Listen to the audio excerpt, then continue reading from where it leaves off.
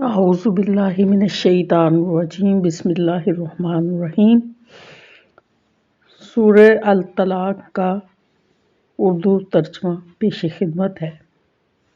اے نبی، اپنی امت سے کہو کہ جب تم اپنی بیویوں کو طلاق دینا چاہو تو ان کی عدت کے دنوں کے آغاز میں انہیں طلاق دو، اور عدت کا حساب رکھو، اور اللہ سے جو تمہارا پروردگار ہے ڈرتے رہو۔ نہ تم انہیں ان کے گھروں سے نکالو اور نہ وہ خود نکلے، ہاں یہ کہ اور بات ہے کہ وہ کھلی برائی کر بیٹھے۔ یہ اللہ کی مقرر کردہ حدیں ہیں۔ جو شخص اللہ کی حدوں سے آگے بڑھ جائے اس نے یقیناً اپنے اوپر ظلم کیا۔ تم نہیں جانتے شاید اس کے بعد اللہ تعالیٰ کوئی نئی بات پیدا کر دے۔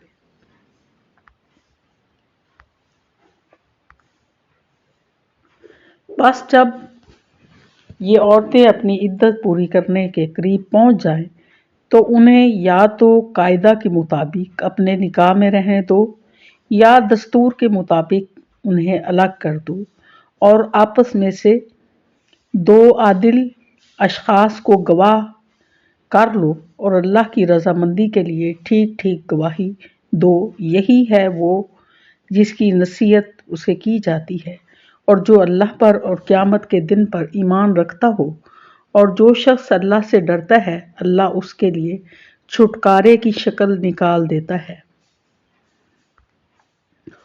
اور اسے ایسی جگہ سے روزی دیتا ہے جس کا اسے گمان بھی نہ ہو، اور جو شخص اللہ پر توکل کرے گا اللہ اسے کافی ہوگا۔ اللہ تعالیٰ اپنا کام پورا کر کے ہی رہے گا۔ اللہ تعالیٰ ہر چیز کا ایک اندازہ مقرر کر رکھا ہے۔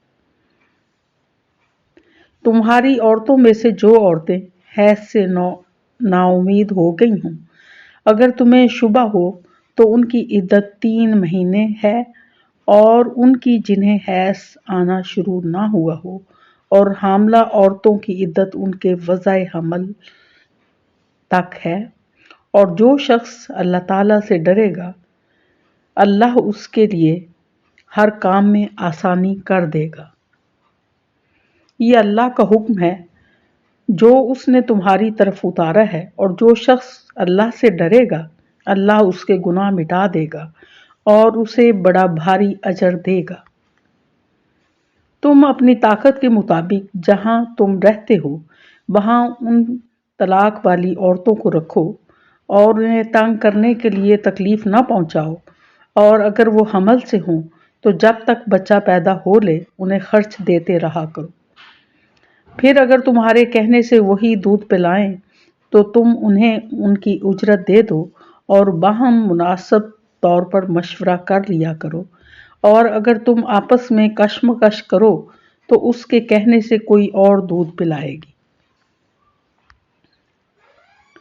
کشادگی والے کو اپنی کشادگی سے خرچ کرنا چاہیے، اور جس پر اس کے رزق کی تنگی کی گئی ہو اسے چاہیے کہ جو کچھ اللہ نے اسے دے رکھا ہے اسی میں سے اپنی حیثیت کے مطابق دے۔ کسی شخص کو اللہ تکلیف نہیں دیتا مگر اتنی ہی جتنی طاقت اسے دے رکھی ہے۔ اللہ تنگی کے بعد آسانی و فراغت بھی کر دے گا۔ اور بہت سی بستی والوں نے اپنے رب کے حکم سے اور اس کے رسولوں سے سرتابی کی تو ہم نے بھی ان سے سخت حساب کیا اور انہیں عذاب دیا، اندیکھا سخت عذاب۔ پس انہوں نے اپنی کرتوت کا مزہ چکھ لیا اور انجام کار ان کا خسارہ ہی ہوا۔